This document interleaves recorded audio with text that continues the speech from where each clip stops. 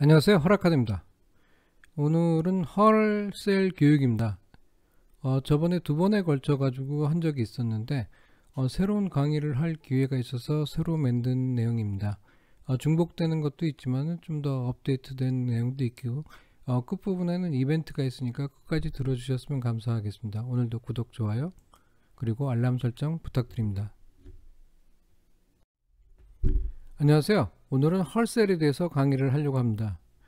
여러분도 아시겠지만은 헐셀은 그 표면 처리, 특히 전기 도금 업체에서는 필수적으로 갖고 있는 장비입니다. 왜 갖고 있냐면 소량의 도금 용액을 사용해서 단시간에 간단하게 도금 용액 상태를 갖다 관찰할 수 있는 매우 유효한 시험 방법으로 1930년대부터 현재까지 도금 현장에서 애용되고 있습니다. 예를 들어서 광택제가 부족하다든지 그 경우 불량이 났을 때 원래의 그 용액 상태로 돌리기 위해서는 이 헐셀이 반드시 필요하고요. 광택제의 농도를 갖다가 알지 못하더라도 여기서 우리가 더 넣는다든지 뺀다든지 그것들을 갖다가 할 수 있겠죠. 그 다음에 품질 관리에서도 가장 그 적정한 그런 도금의 용액 상태를 갖다가 유지하고 그걸 갖다 확인하는 방법입니다. 가끔 보시면은 글쎄 우리는 그 퍼졌다는 얘기를 하죠. 용액이 퍼졌다 그랬을 때 과연 원래로 원복시킬 때 그걸 어떻게 도금을 하면서 하는 게 아니라 헐셀로 일단 그 응급조치를 하게 되겠죠.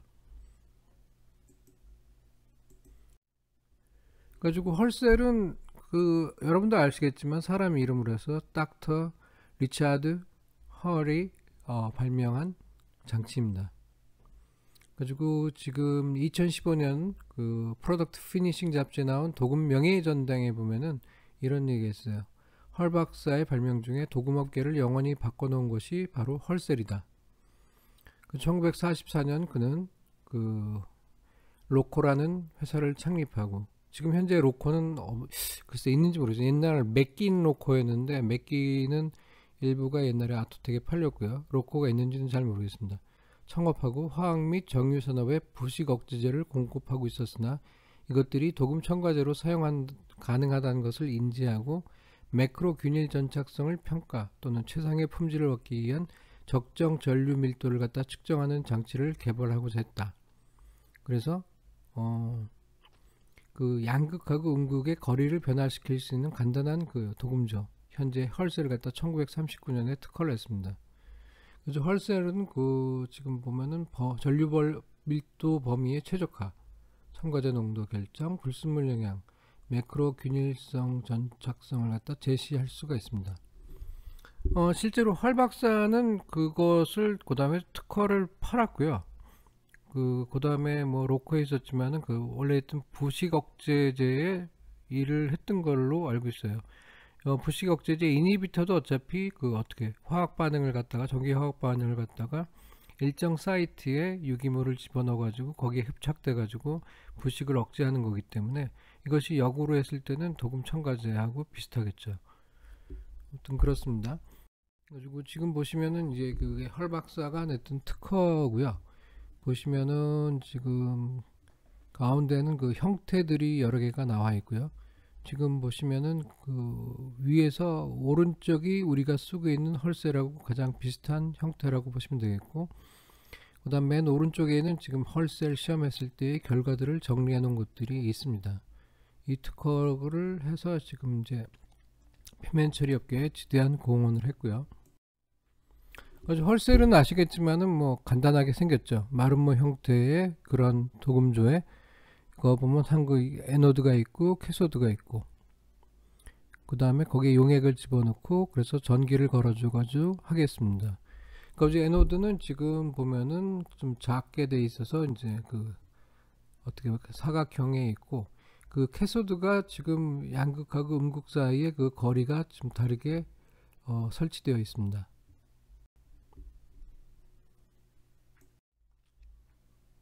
여기 보시면은 원래 나왔던 거는 미국식이기 때문에 그 267ml라고 우리가 생각하면 좀 애매한 숫자로 되어 있는 게 지금 단위를 갖다 쓰는 게 다르기 때문이에요.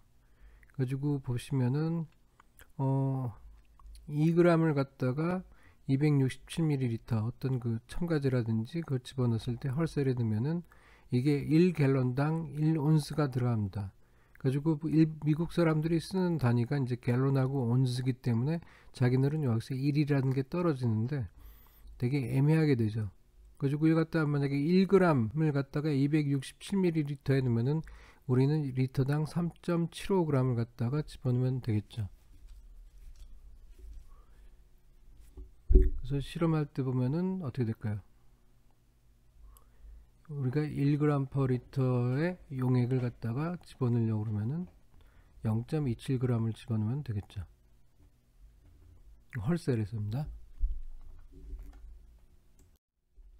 헐셀의 구성은 지금 아마 여러분들이 헐셀 사면 아마 이렇게 들어올 겁니다. 근데 기본적으로 2번으로 되어 있는 게 기본적인 헐셀이고요. 만약에 여기 온도를 갖다 가열한다든지 하면은 히터가 따라 붙을 거고, 또 가운데 있는 것처럼 온도 센서, 히터가 있기 때문에 온도 센서가 있고, 빨간색인 양극 리드선, 그 다음에 검정색인 음극 리드선이 있고, 그 다음에 공기 교반을 할 때는 이제 튜브가 들어가겠죠. 그 다음에 이제 그 음극판으로서는 여기 이제 사진에는 이제 황동판이 들어와서 사용을 합니다. 황동판하고 이제 그 다음에 그냥 스틸판이 있는데, 일단 스틸판은 많이 쓰죠. 황동판은 좀 가격이 비싸고 그렇기 때문에, 일단은 황동판으로 하면은 이게 그 바탕이 약간 황동색이기 때문에 우리가 보통 니켈 도금이라든지 그런 것들이 올랐을 때는 보기가 좋기는 한데, 일단 가격이 비쌉니다. 그래서 이거는 옛날에 제가 실험했을 때 세팅했을 때의 사진이에요. 그 보면은 지금 보시면은 뒤에 이제 그 온도 갖다 측정하는 그 센서가 붙어 있고요. 온도 센서가 있고, 지금 이거는 니켈 도금했기 때문에 55도에 세팅을 했었습니다. 그 다음에 공기 교반을 하고, 공기 교반을 하니까 공기의 양을 조절하기 위해서 이제 유량계가 붙어 있죠. 그 다음에 지금 헐셀에서는 지금 보시면 이제 초록색으로 해서 이제 됐고, 여기서 저 같은 경우에는 음극시편으로 탄소광을 사용했습니다. 원래는 그 탄소광을 쓸 때는 원래 그 니켈 스트라이크를 해야 되는데, 사실 그때는 뭐 그 정도로 자세히 글쎄 게을러서 그런지 그냥 그렇게 썼고요. 그림은 이제 그 실험이 끝난 헐셀판입니다. 황동판에다가 니켈 도금을 한 경우고요.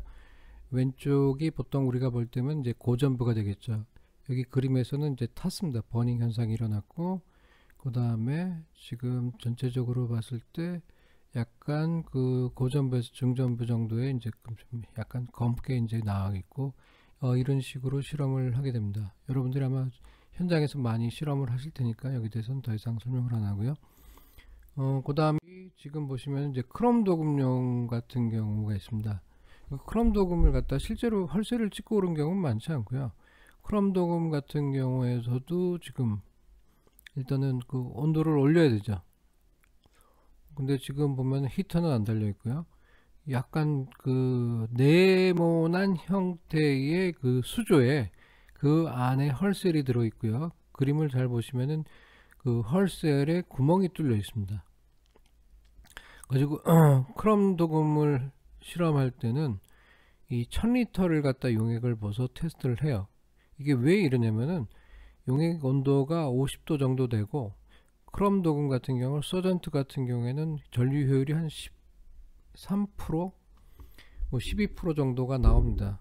그렇기 때문에 어떻게 될까요? 실험을 할 때 일단 그 발열 반응이 그 가열이 많이 돼가 저항이 있기 때문에 온도가 계속 올라가고요. 그 다음 경질 크롬 같은 경우에는 약 15A를 걸어줍니다. 15A를 걸어준다 그러면 나중에 이제 설명하겠지만 고전부에서는 그 한 100A까지 들어갈 수 있다고 생각을 하고요. 고전부는. 그 다음에 그 경질 크롬 경우에는 두께가 두껍기 때문에 외관을 보는 것보다 이제 다 크랙이라든지 그런 것들을 실험할 때 보면은 한 30분 정도 한다 그러면은 이 용액이 이제 온도가 급격하게 빠른 시간에 올라가게 됩니다. 그런데 그 실험할 때는 그래서 온도를 낮추려고 일단 막 얼음을 집어넣든지 이제 그렇게 하고요. 온도를 올리는 건 쉬운데 히터가 있으니까 내리는 건 늘 어렵죠. 그래서 보면은 지금 15A의 경질 크롬을 했을 때 촉매 농도하고 전류 밀도를 갖다 실험할 때 표면 크랙을 측정했었는데 보면 45A 그 다음에 60A 해서 총매를 갖다 100%, 120%, 140%로 했습니다. 여기서 중요한 건 15A로 해서 15분을 했다는 거예요. 그러니까 실제로 계속 온도가 엄청 올라가겠죠. 이 전류량도 센 데다가 시간을 오래 하고 그 다음에 효율이 낮기 때문에. 그 다음에 가끔 이제 현장에서 보는 게 아마 보신 분들 갖고 계신 분들겠지만 롱 헐셀입니다. 이건 아이언 쪽에서 이제 가끔 이제 갖고 있는 업체가 있고요. 이거 같은 경우에는 뭐 저전부에 이게 길기 때문에 저전부에 지금 보면은 고전부에서 저전부가 이제 보통 거보다 훨씬 거리가 멀죠. 여기는 이제 그 저전부의 이제 상태를 본다 해가지고 이쪽은 주로 일본에서 만든 거고요. 그래가지고 일본계 약품을 쓰는 업체에서 이제 갖고 있는 경우가 있습니다. 글쎄요. 그래서 실제로 써본 적은 없고요. 자, 그러면 실험을 어떻게 하냐면 시험편의 전처리가 매우 중요합니다. 그리고 늘 전처리는 늘 중요해요. 그래서 정성껏 준비하셔야 되고 고내 전해 탈지는 침적 탈지로 불충분한 경우에 행한다. 그래서 동황동 스테인리스 강의 경우에는 전해 탈지, 수세, 산활성, 수세, 그 다음 강판은 탈지, 산침적, 수세 그렇게 되어 있습니다. 그래가지고 글쎄 보통 탈지하고 그 다음에 산침적 했는데 일단은 제 경우에는 침적 탈지로는 좀 충분한 것 같지가 않더라고요. 그래가지고 전해 탈지를 갖다가 음곡을 걸어서 이제 해주는 경우가 제일 효과가 있는 것 같고요. 그 다음에 반드시 이제 산침적을 해서 강판 같은 경우에도 실제로 헐셀 판을 갖다 샀을 때 보면은 물을 묻혀 보시면 알겠지만은 물이 잘 안 묻죠. 이제 굴러다니죠. 그러니까 지금은 반드시 전처리를 잘 하셔서 그 상태를 하고 솔직히 또 급할 경우에는 그 다음에 아주 뭐 장식 도금이 아니고 도금이 되는지 고전부 저전부를 보시려고 그러면은 그냥 샌드페이퍼 좀 고운 걸로 한번 싹 긁어주고 실험을 갖다가 해도 됩니다. 그래가지고 이제 양극 음극을 설치하고 양극판을 설치한 다음에 도금 용액을 넣는다. 이후 전처리를 행한 음극판을 설치한다. 양극포 대신에 여과지를 사용한다. 그래서 보통 뭐 양극포가 있는 게 아니라 여과지를 갖다가 이제 그 양극포처럼 쓰면 되시고 그 다음에 음극판이 헐셀조에 완전히 밀착하도록 한다. 이게 가끔 가다 보면 약간 구부러져 가지고 떠 있는 경우가 있고요. 그 뒤로 또 용액이 들어와서 또 그런 경우가 있습니다. 그 다음에 크립은 용액에 담기지 않도록 한다. 즉 그림들을 보시면은 안 담겼는데 하다 보면 담기는 경우가 있고 그럴 수도 있겠죠. 그럼 어떻게 될까요? 그쪽에서 또 다른 면적이 또 변하게 되겠죠. 그죠? 그 다음에 도금을 실시한다. 그래서 온도 체크, 교반 체크, 양극 음극은 제대로 연결되는지 확인하고 각 조건에 맞는 시간과 전류 조건으로 실험을 한다고 되어 있습니다. 그래서 각 도금액마다 이렇게 지금 여러 가지가 있고요. 시아나동 같은 경우에는 10편을 철에서 한다. 그 다음에 전류 암페어는 2A를 흘리고 시간은 5에서 10분, 그 다음에 상온에서 60도, 그 다음에 공기 교반을 한다. 그렇게 되어 있고요. 유산동 같은 경우에는 이제 황동을 써야겠죠. 철을 쓰면 거기에 다 어떻게 석출될 테니까. 전류는 2에서 3분, 5에서 10분 그렇게 상온.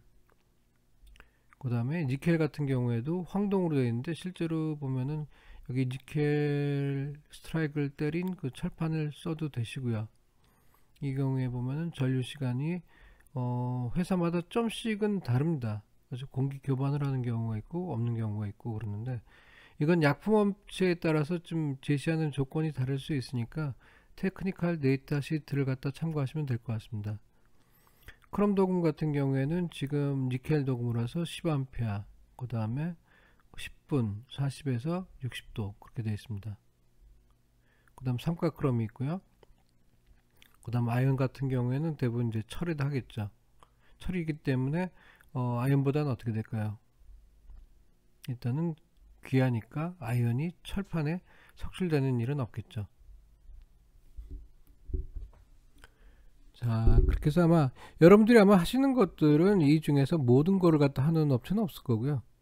아이언 업체는 대부분 아이언 쪽만 하시니까 거기에 특화되어 있으니까 하루에도 뭐 몇 번씩 하실 것 같은데 그 다음에 기록을 하셔야죠.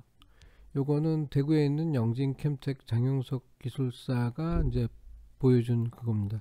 그래서 관리하는 거는 지금 광택 니켈 도금했을 때 보시면은 지금 색깔로는 약간 광택 니켈이 아니라 구리처럼 보이는데 이건 사진상의 문제고요.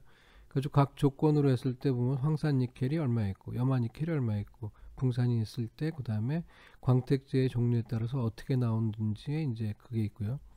오른쪽 보시면은 이제 아연 니켈이죠. 아연 니켈에서도 니켈을 갖다가 투입했을 때 그런 어떻게 변하는지를 갖다 측정을 해서 이제 이렇게 잘 모아 놨더라고요. 근데 문제가 이게 뭐냐면 여러분들 다 하시다 보면은 이게 관리하는 게 좀 힘듭니다. 그래가지고 아마 이런 테스트지에다가 헐셀을 갖다 붙여 놓으면은 이게 나중에 되면은 이게 어마어마하게 무거워요. 철판떼기가 워낙 많으니까. 그래서 찾아보기도 힘들고 또 시간이 되면은 지나면 어떻게 될까요? 이 도금되지 않은 철판 부위에서 또 부식이 돼가지고 되게 지저분한 경우들이 많이 있죠. 그래서 관리하는 게 상당히 어려운데 가지고 보면은 지금 일단 일본에서 하는 거 보면 글쎄요. 일본 논문에 나온 건데 이렇게 우리 업체에서도 하시는지 그건 잘 모르겠어요. 업체마다 다 다르니까. 일단은 밑에 모는 종이를 놓고 사진을 찍었습니다. 그러면 여기 보면은 맨 왼쪽에 탄도금은 시커멓게 나오니까 여러분들이 사진으로 찍어놔도 알 수가 있겠죠. 근데 여기 가운데 하얀 부분은 이 모는 종이가 반사되지 않기 때문에 여긴 무광, 덜 화이트라고 했고요. 저전부에서는 줄무늬가 나오는 걸로 사진상으로 보면은 이제 보관하기가 쉽겠죠. 이제 광택 같은 경우가 이제 보면은 중간에 브라이트 보시면은 밑에 있는 모는 종이가 비쳐 보이기 때문에 이게 광택인지 그 다음에 무광인지 알기가 쉽고요. 맨 오른쪽 보면은 중전부까지 해선 덜 화이트고 그 다음에 지금 약간 저전부 쪽으로 가면서 약간 반광으로서 이제 그 선이 보이기 시작을 하는 그런 걸로 되어 있습니다. 이렇게 관리하시는 것도 상당히 편할 것 같아요. 근데 이렇게 하는 데는 아직 못 봤습니다. 그 다음에 그 심볼 있죠. 실험한 다음에 표시를 하는데 이게 상당히 좀 애매한 부분이 있습니다. 이게 시험에도 나오고 그러는데 이게 통일된 거가 아니고요. 이게 책마다 좀씩 다를 수가 있습니다. 아주 광택 같은 경우에는 그냥 하얗게 나왔으니까 그렇죠. 맨 왼쪽에 그러면은 이제 광택이라고 알기가 쉬운데 반광 같은 경우에는 지금 보면은 그냥 선을 하나 긋은 것들도 있고 그 다음에 그 횡으로 해가지고 선을 여러 개가 또 반광택으로 하고요. 이게 아마 어느 게 많이 쓰이는지 모르겠어요. 이게 KS라든지 ASTM에는 이게 안 나오고요. 이게 나와 있는 게 DIN 해가지고 독일 규격에 나와 있습니다. 그래서 우리가 쓰는 거하고 조금 달라요. 특히 이게 또 시험에 나면 또 헷갈리는 경우가 있는데 보시면 이제 부풀은 블리스터 같은 경우는 이제 점점점 뭐 이거는 특별하게 문제가 없고 또 많이 나오지도 않고요. 실제로 도금할 때 탄도금이라든지 거친 도금에서는 여기 이제 딘에서는 이게 바둑판처럼 되어 있고 여기서는 우리가 보통 쓰는 건 어떻게 사선으로 되어 있고 그다음 무광 피트의 경우는 점점점 되어 있는데 여기선 동그라미 안에 또 점을 집어넣는 거로 그 다음에 균열 깨짐 줄무늬 이건 뭐 눈으로 봐도 근데 무도금 도금이 안 된 것 같은 경우에는 우리가 보통 쓰는 경우에는 좀 커다란 이제 원을 쓰는데 그냥 이렇게 찍찍찍 거놨죠. 그게 그러니까 방광하고 헷갈리는 경우가 있어요. commonly used에서. 아주 지금 보시면은 오른쪽에 뭐 example 1, example 2는 각 그 논문들에 보면은 자기들이 정해 놓은 것들이 있습니다.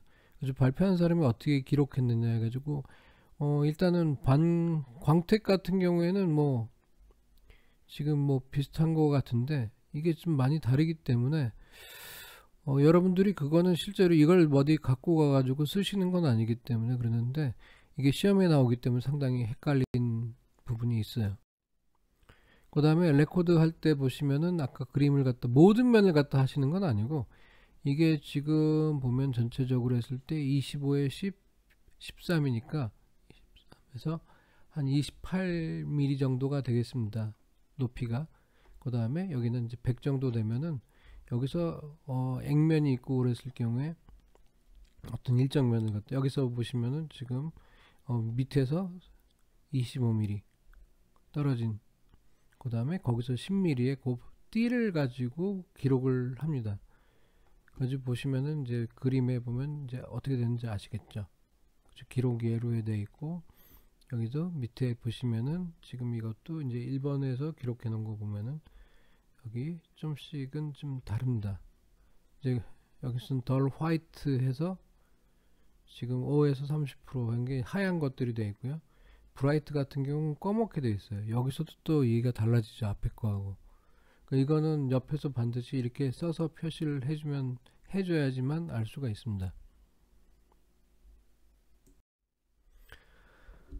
헐셀의 원리도 그렇고, 이걸 갖다가 우리가 여러 가지를 알 수 있는 거는 그 전류의 분포죠. 커런트 디스트리뷰션에서 저번에도 아마 지금 도금 두께 편차라든지 거기에 설명이 되어 있는데, 여기서 약간 중복되는 부분이 있지만 헐셀 중심으로 설명을 해 보겠습니다.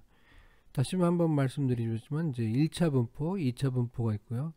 영어로 했을 땐 프라이머리, 세컨더리죠. 그래가지고 여러분도 아시겠지만 프라이머리이기 때문에 이게 주된 요인이라고 보시면 되고요. 그 다음에 2차는 그러니까 그 세컨더리는 부차적인 거죠.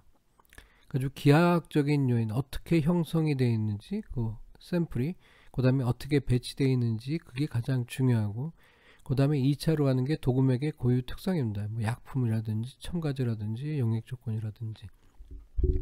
이거는 유튜브에도 설명이 있으니까 참조해서 보시면 좋겠고요. 자, 1차 전류 불포는 지금 그렇죠. 일단 거리가 제일 중요하죠. 거리가 가까우면 전기가 많이 흐를 거고, 멀면은 덜 흐르겠죠. 시간도 있고 그러니까. 가지고 보면 전류 밀도에 대해서 그 식이 있어요. 그래가지고 전류 밀도는 전류 곱하기 5.10 마이너스 5.24 로그 L로 해서 거리입니다. 밑에서 보시면은 이제 거리 L이라는 거는 고전부에서 얼만큼 떨어져 있느냐에 따라서 그게 바뀌고요. 그러니까 우측에 보면 5A를 걸어주더라도 지금 보면은 거리가 지금 고전부에서는 한 30A까지 나오고 6배 정도가 차이 납니다. 그 다음 10A를 걸어줬다 그러면 훨씬 더 차이가 많이 나게 되죠. 저전류에서는 지금 저전부에서는 전류 밀도가 매우 낮습니다. 이게 참 잘 만들었다고 생각해요. 헐셀 같은 경우 이렇게 간단한 걸로 해서 이렇게 많은 거를 볼 수 있다는 것들이 참 이게 기하학적인 요인이라든지 그다음 용액의 영향까지 볼 수 있다는 거 보면 참 아주 심플하게 잘 만든 것 같다는 생각이 들고요. 시뮬레이션 했을 때 보면 왼쪽이 양극이고 오른쪽이 음극일 때 보의 전류들의 이제 그 흐름입니다. 보시면 왼쪽 끝으로 해서 많이 몰렸죠. 그래가지고 빨간색이 이제 전류가 높은 걸로 했을 때 여기서는 단위가 평방메타당 암페어이기 때문에 이제 우리가 보통 얘기하는 데시메터라면 7A 정도가 걸린다 그러면은 그 저전부에서는 거의 뭐 제로에 가깝게 걸린다고 볼 수가 있죠. 그래서 여기 시뮬레이션 한 건 맥시멈 밸류가 한 6.4A 근데 밑에서는 거의 0.27A 정도니까 전기가 안 흐른다고 생각을 합니다. 이게 기하학적인 요인이고요. 이게 상당히 재밌는 게 그래서 여러 가지 실험들을 했어요. 가지고 보면 양극이 작은 경우에는 어떻게 되냐. 가지고 보면 왼쪽에 빨간색이 에노드입니다. 에노드가 반밖에 안 되어 있는 경우에서 헐셀을 걸어주면 어떻게 될까요? 좀 더 균일하게 가는 느낌이 들죠. 그래서 어떻게 돼요? 보시면은 저전부엔 거의 안 가고 고전부에도 그렇게 크게 많이 몰리지 않아 가지고 보통 우리가 어떻게 셀을 만들던 도금조에서 배치를 할 때 일단은 양극이 그 음극보다 좀 짧게 해야겠죠. 길게 하면 어떻게 될까요? 밑에서 그 잉여된 부분에서 다 전류가 한 곳으로 몰리게 되겠죠. 오른쪽에 그림을 보시면은 지금 그렇죠. 어떻게 돼요? 에노드가 캐소드하고 길이가 거의 같은 경우에는 뭐 일정하다고 표시해놨는데 에노드가 작다고 했을 경우에는 밑에는 도금이 잘 안 되는 거, 거리가 먼 쪽에는. 그래서 왼쪽에 있는 우리가 그 헐셀 시험의 그 결과하고 비슷하게 나오고요. 그 다음에 이것도 그 일본의 고니시란 분이 이제 1983년에 실험한 거 보면은 그 초록색으로 해가지고 여기다 이제 차폐판을 넣습니다. 도금할 때 차폐판을 보시면은 여러분들이 이것도 지금 보세요. 오른쪽에 보시면은 도금을 했을 때는 지금 독번이 나오죠. 그래서 화살표의 크기를 보면 음극의 끝부분에 지금 전류가 많이 흘러가서 도금이 많이 될 건데 차폐판을 집어넣으니까 한번 여기서 필터처럼 되면서 골고루 이제 전류가 분포돼 가지고 우리가 원하는 일정한 도금 두께를 얻을 수 있는 것들. 여기서도 보면은 헐셀에서도 실드를 갖다가 이렇게 집어넣어서 실험을 했고요.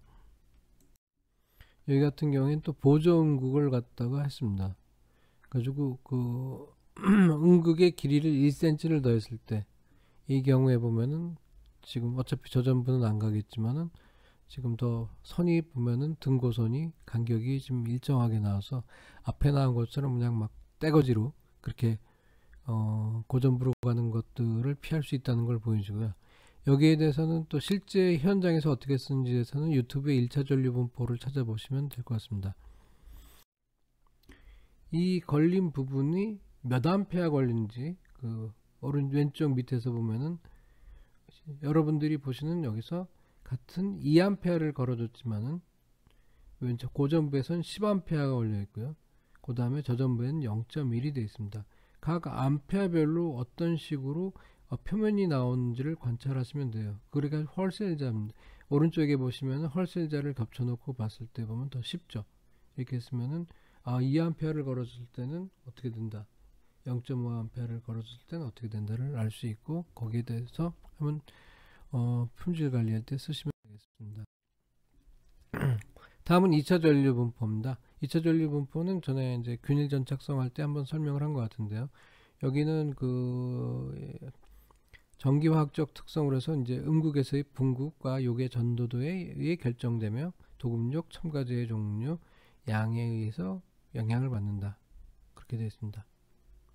여기서 아마 처음 보시면 분극이란 말이 되게 헷갈릴 건데 분극이란 거는 그냥 말 쉽게 무슨 얘기시면은 지금 전류 효율이 패러데이 법칙으로 결정했을 때 보면은 100%라고 했을 때 효율이 없으면은 그 10g이 석출돼야 되는데 8g이 석출됐다 그러면 2g이 없어진 거죠. 다른 반응 때문에 일어나지 못하는 그 정도 차이를 갖다 분극이라고 생각을 하시면 되겠죠.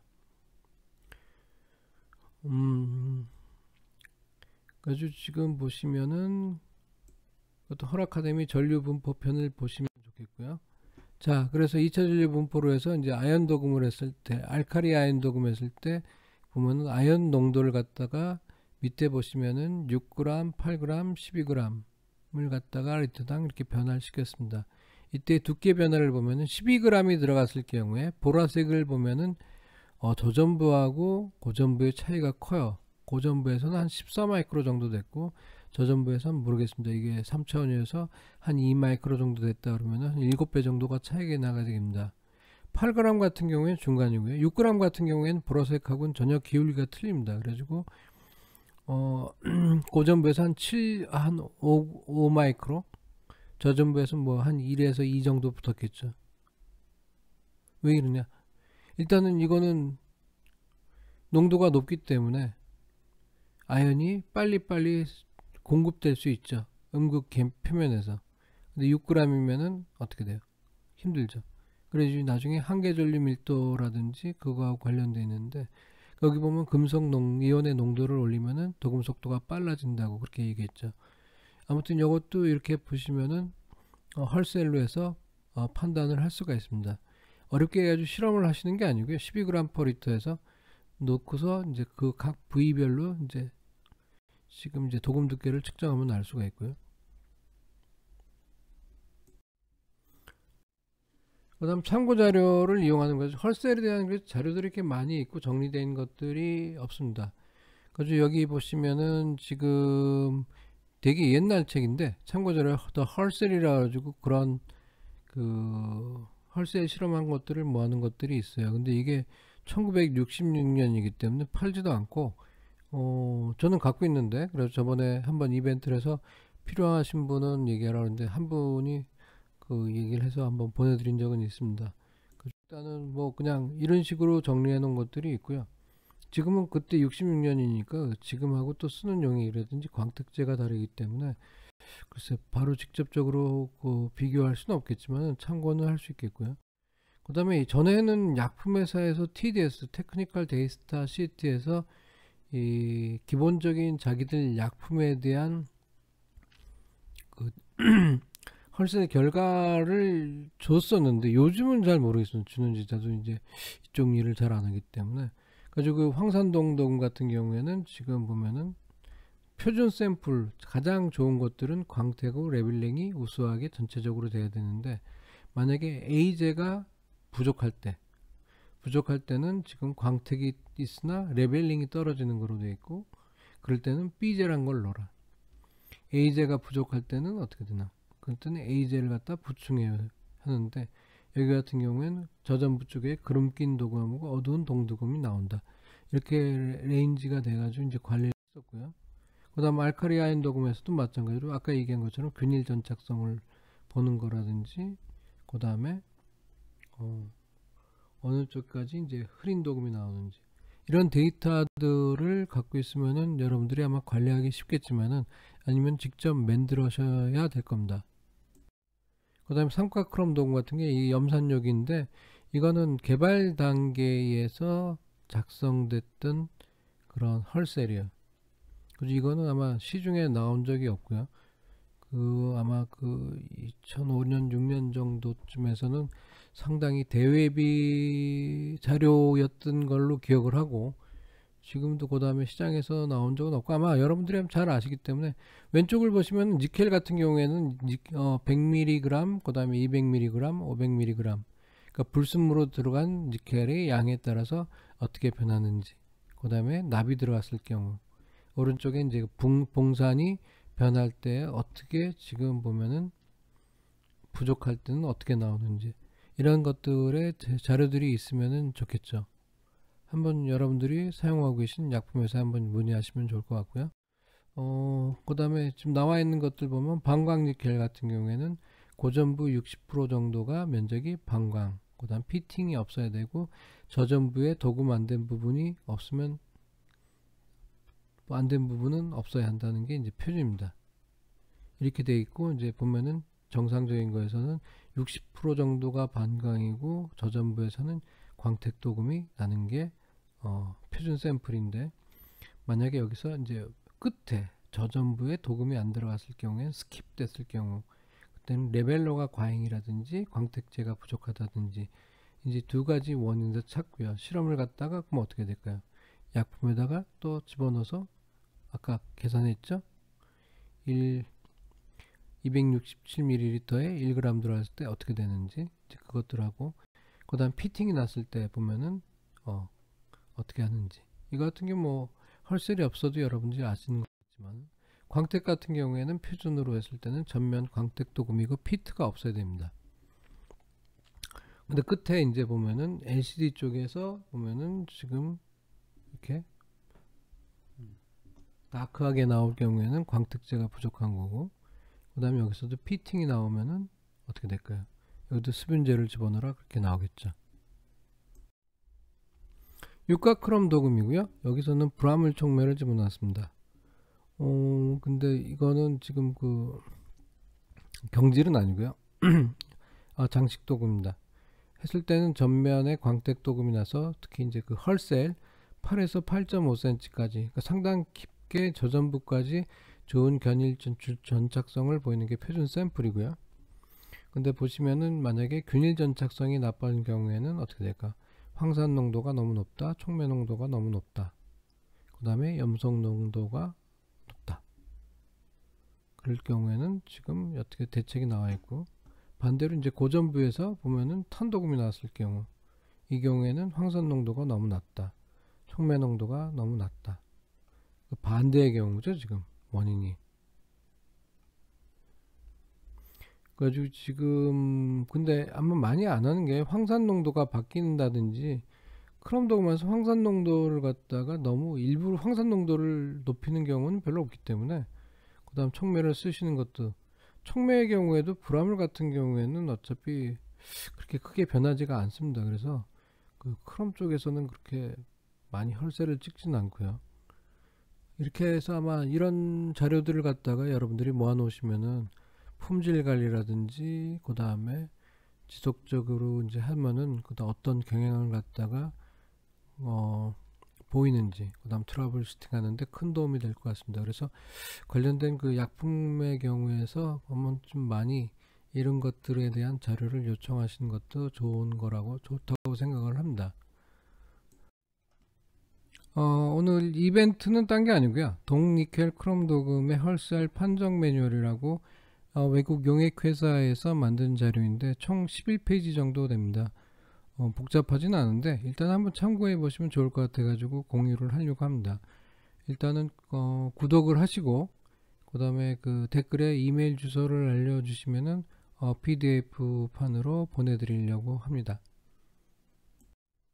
자, 오늘도 들어주셔서 감사드리고요. 다음 시간에는 또 새로운 표면 처리 이슈를 가지고 찾아오겠습니다. 감사합니다.